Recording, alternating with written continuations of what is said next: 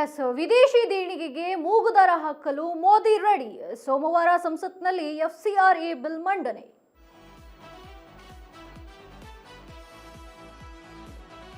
Foreign ಫಂಡಿಂಗ್ಗೆ ಇನ್ಮೇಲೆ fight to fight ಲೆಕ್ಕ ಕೊಡಬೇಕು. ಹೊಸ ಫಾರಿನ್ ಬಿಲ್ ಮಂಡಿಸಲು ರೆಡಿಯಾದ ಕೇಂದ್ರ ಸರ್ಕಾರ ಎಲ್ಲ ಸಂಸದರಿಗೂ ದೆಹಲಿಯಲ್ಲೇ ಉಳಿಯುವಂತೆ ಸೂಚನೆ ನೀಡಿದ್ದಾರೆ. ವೀಕೆಂಡ್ ಸ್ವಕ್ಷೇತ್ರಕ್ಕೆ ಹೋಗಬೇಡಿ, ಇಲ್ಲೇ ಇರಿ ಎಂದು ಸೂಚನೆ ನೀಡಿದ್ದಾರೆ. ಬಿಲ್ ಮಂಡನೆ ಹಿನ್ನೆಲೆ ಸಂಸದರಿಗೆ ವಿಪ್ ಜಾರಿ ಮಾಡಿದ ಕಾಂಗ್ರೆಸ್ ಆಗಸ್ಟ್ 10ರಿಂದ 12ರವರೆಗೆ ಸದನದಲ್ಲಿ ಹಾಜರಿರಲು ಸೂಚನೆ ನೀಡಿದ್ದಾರೆ. ರಾಜ್ಯಸಭಾ ಮತ್ತು ಲೋಕಸಭಾ ಸದಸ್ಯರಿಗೆ ಕಾಂಗ್ರೆಸ್ ಸೂಚನೆ ನೀಡಿದೆ. ಎಫ್ಸಿಆರ್ಎಗೆ ತೀವ್ರ ವಿರೋಧ ವ್ಯಕ್ತಪಡಿಸುತ್ತಿರುವ ರಾಹುಲ್ ಗಾಂಧಿ ಅವರು ಬಿಲ್ ಮಂಡನೆ ಹಿನ್ನೆಲೆ ಸಂಸದರಿಗೆ ವಿಪ್ ಜಾರಿ ಮಾಡಿದೆ. ಕಾಂಗ್ರೆಸ್ ಆಗಸ್ಟ್ 10ರಿಂದ 12ರವರೆಗೆ ಸದನದಲ್ಲಿ ಹಾಜರಿರಲು ಸೂಚನೆ ನೀಡಿದೆ. ರಾಜ್ಯಸಭಾ ಮತ್ತು ಲೋಕಸಭಾ ಸದಸ್ಯರಿಗೆ ಕಾಂಗ್ರೆಸ್ ಸೂಚನೆ ನೀಡಿರುವಂಥದ್ದು. ಎಫ್ಸಿಆರ್ಎಗೆ ತೀವ್ರ ವಿರೋಧ ವ್ಯಕ್ತಪಡಿಸುತ್ತಿದ್ದಾರೆ ರಾಹುಲ್ ಗಾಂಧಿ. ಫಾರಿನ್ ಫಂಡಿಗೆ ಇನ್ಮೇಲೆ ಫೈಟ್ ಟು ಫೈಟ್ ಲೆಕ್ಕಾಚಾರ ಕೊಡಬೇಕು.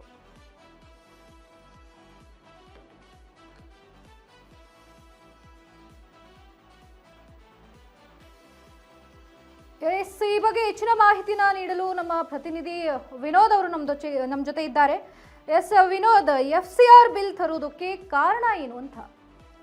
ಚಂದನ, ಈ ಎಫ್ಸಿಆರ್ಎ ಬಿಲ್ ಅಂದ್ರೆ ಫಾರಿನ್ ಕಾಂಟ್ರಿಬ್ಯೂಷನ್ ರೆಗ್ಯುಲೇಷನ್ ಆಕ್ಟ್ ಅನ್ನೋದೇನಿದೆ, ಈ ಒಂದು ಬಿಲ್ ಅನ್ನ ತೆಗೆದುಕೊಂಡು ಬರೋದಕ್ಕೆ ಈಗಾಗಲೇ NDA ಅಂದ್ರೆ ಆಡಳಿತಕ್ಕಂಥ ಕೇಂದ್ರ ಬಿಜೆಪಿ ಸರ್ಕಾರ ಮುಂದಾಗಿದೆ. ಅಂದ್ರೆ ಈಗಾಗಲೇ ಇದ್ರ ಬಗ್ಗೆ ಒಂದು ಸುದೀರ್ಘವಾಗಿ ಚರ್ಚೆ ಆಗಿದೆ. ಯಾಕಂದ್ರೆ ಏಕಾಏಕಿ ಯಾವುದೇ ಒಂದು ಬಿಲ್ ಅನ್ನ ಸಡನ್ ಆಗಿ ತಂದು ಬರೀ ಕೇವಲ ಪಕ್ಷದ ಪರವಾಗಿ ತಂದು ಚರ್ಚೆ ಮಾಡಿ ಅವ್ರ ಪಕ್ಷದಲ್ಲಿ ಅದನ್ನ ಏಕಾಏಕಿ ಸದನದಲ್ಲಿ ಚರ್ಚೆ ಅಂದ್ರೆ ಒಂದು ಬಿಲ್ ಅನ್ನು ಮಂಡನೆ ಮಾಡೋಕ್ಕಾಗಲ್ಲ. ಅದಕ್ಕಿಂತ ಮುಂಚೆ ಗ್ರೌಂಡ್ ಆಗಿ ಅದಕ್ಕೆ ಯಾವ ಸಮುದಾಯಗಳಿಂದ ವಿರೋಧ ಇದೆ, ಯಾವ ಸಮುದಾಯದಿಂದ ಬೆಂಬಲವಿದೆ, ಅಥವಾ ಈ ಸಮುದಾಯದಿಂದ ವಿರೋಧವಿದ್ರೆ ಯಾಕೆ ವಿರೋಧ ಮಾಡ್ತಾ ಇದ್ರೆ, ಜೊತೆಗೆ ವಿರೋಧ ಪಕ್ಷದ ಯಾಕೆ ಇದ್ರ ವಿರೋಧ ಮಾಡ್ತೀವಿ, ಎಲ್ಲ ಸಾಧಕ ಬಾಧಕಗಳನ್ನ ಚರ್ಚೆ ಮಾಡಿ ತದನಂತರ ಅದಕ್ಕೊಂದು ತಜ್ಞರ ಸಮಿತಿ ರಚನೆ ಮಾಡಿ ಅದಾದ ಬಳಿಕ ಅದನ್ನ ಬಿಲ್ಲು ರೂಪದಲ್ಲಿ ಕೆಲವೊಂದಿಷ್ಟು ಕಾನೂನು ತಿದ್ದುಪಡಿಗಳು ಮಾಡಿ ಆ ಬಳಿಕ ಅದನ್ನ ಸದನಕ್ಕೆ ತಂದು ಏಕಾಏಕಿ ಬಿಲ್ ಮಂಡನೆ ಮಾಡೋಕ್ಕಾಗಲ್ಲ. ಯಾಕಂದ್ರೆ ಸದನಕ್ಕೆ ಬಿಲ್ ತಂದಾಗ ಅದನ್ನ ಇಂಟ್ರೊಡ್ಯೂಸ್ ಮಾಡಬೇಕು. ಅಂದ್ರೆ ಪ್ರೋಟೋಕಾಲ್ ಪ್ರಕಾರ ಕೇಂದ್ರ ಸಚಿವರು ಒಂದು ಲೋಕಸಭೆಯಲ್ಲಿ ಮತ್ತೆ ರಾಜ್ಯಸಭೆಯಲ್ಲಿ ಒಂದು ಬಿಲ್ ನ ಇಂಟ್ರೊಡ್ಯೂಸ್ ಮಾಡ್ತಾರೆ. ಇಂಟ್ರೊಡ್ಯೂಸ್ ಆದ ಬಳಿಕ ಸುದೀರ್ಘವಾಗಿ ಚರ್ಚೆ ಆಗಬೇಕು. ಯಾಕಂದ್ರೆ ಕೆಲವಷ್ಟು ಕಾಂಪ್ಲಿಕೇಟ್ ಬಿಲ್ಗಳು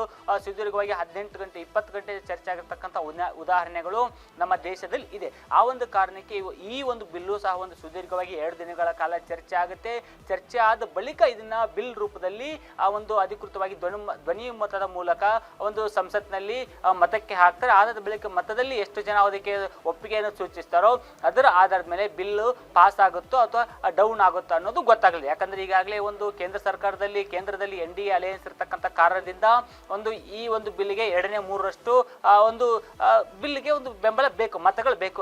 ಆದರೆ ಬದಲಾದಂತ ಒಂದು ದೇಶದ ರಾಜಕೀಯ ವ್ಯವಸ್ಥೆಯಲ್ಲಿ ಈಗಾಗಲೇ TMC ಆಗಲಿ, NCP ಆಗಿರಲಿ, ಜೊತೆಗೆ ಶಿವಸೇನೆ ಉದ್ಧವ್ ಠಾಕ್ರೆ ಬಣ ಆಗಿರಲಿ, ಜೊತೆಗೆ ಈ ಕಡೆ DMK ಆಗಿರಲಿ, ಎಲ್ಲ ಒಂದು ರಾಜಕೀಯ ಬಣಗಳಿಂದ ಸ್ವಲ್ಪ ರಾಷ್ಟ್ರ ರಾಜಕಾರಣದ ಹೆಚ್ಚು ಕಮ್ಮಿ ಆಗಿದೆ. ಸೊ ಆ ಒಂದು ಕಾರಣಕ್ಕೆ ಈ ಒಂದು FCRA ಬಿಲ್ಗೆ ಯಾವುದೇ ರೀತಿಯ ಅಡೆತಡೆ ಇಲ್ಲದೇನೆ ಈ ಒಂದು ಬಿಲ್ ಸದನದಲ್ಲಿ ಪಾಸ್ ಆಗುತ್ತೆ. ಒಂದು ವೇಳೆ ಸದನದಲ್ಲಿ ಈ ಒಂದು ಬಿಲ್ಗೆ ಏನಾದರೂ ಹಿನ್ನಡೆ ಆಗುವ ಸಾಧ್ಯತೆಗಳು ಏನಾದರೂ ಇದ್ದಂತ ಆದಲ್ಲಿ ಒಂದು ಕೇಂದ್ರ ಸರ್ಕಾರ ಕೆಲವೊಂದಿಷ್ಟು ಪಕ್ಷಗಳು ಇಂಡಿಯಾ ಅಲಯನ್ಸ್ ಅಲ್ಲಿ ಇದಾವಲ್ಲ, ಹಾಗಾಗಿ ಆ ಒಂದು ಅಲಯನ್ಸ್ ಅಲ್ಲಿ ಇರ್ತಕ್ಕಂಥ ಕೆಲವೊಂದಿಷ್ಟು ಪಕ್ಷಗಳನ್ನ ನ್ಯೂಟ್ರಲ್ ಆಗಿ ಆ ಒಂದು ಸದನಕ್ಕೆ ಬಾರದೇ ಇರೋ ತರ ನೋಡ್ಕೋದು. ಸದನಕ್ಕೆ ಬಾರದೇ ಇರೋ ಕಾರಣದಿಂದ ಅಲ್ಲಿ ಹೋಟ್ಗಳು ಪ್ರೆಸೆಂಟ್ ಎಷ್ಟಿರ್ತವೆ ಅದರ 2/3 ಒಂದು ಹೋಟ್ಗಳು ಬಿದ್ದು ಅದು ಬಿಲ್ಗಳ ರೂಪದಲ್ಲಿ ಆಗುತ್ತೆ. ಸೊ ಹೀಗಾಗಿ ಒಂದು ಕೆಲವೊಂದಿಷ್ಟು MLA ಮಿನಿಸ್ಟರ್ಗಳನ್ನ ಅಂದ್ರೆ MP ಗಳನ್ನ ರಾಜ್ಯಸಭಾ ಆಗಲಿ ಲೋಕಸಭೆ ಮಿನಿಸ್ಟರ್ಗಳನ್ನ ಅವ್ರುಗಳನ್ನ ತೆಗೆದು ಬಾರದೇ ಇರೋ ತರ ಮಾಡಿ ಆ ಒಂದು ಬಿಲ್ನ ಪಾಸ್ ಮಾಡ್ಕೊಳ್ಳೋ ಸಾಧ್ಯತೆ. ಇದಕ್ಕೆ ಪ್ರಮುಖವಾಗಿ ವಿರೋಧ ಏನಕ್ಕೆ ಅಂದ್ರೆ ಈ ಒಂದು ಬಿಲ್ ಏನಾದರೂ ತಂದಂತ ಸಂದರ್ಭದಲ್ಲಿ ಆಗಿದ್ದೇ ಆಗಲಿ ಒಂದು NGOಗಳಿದಾವಲ್ಲ ನಮ್ಮ ದೇಶದಲ್ಲಿರ್ತಕ್ಕಂಥ ಸಾವಿರಾರು NGOಗಳು ಅದಕ್ಕೆ ಇದ್ರೆ ನೇರ ಎಫೆಕ್ಟ್ ಬೀಳುತ್ತೆ. ಜೊತೆಗೆ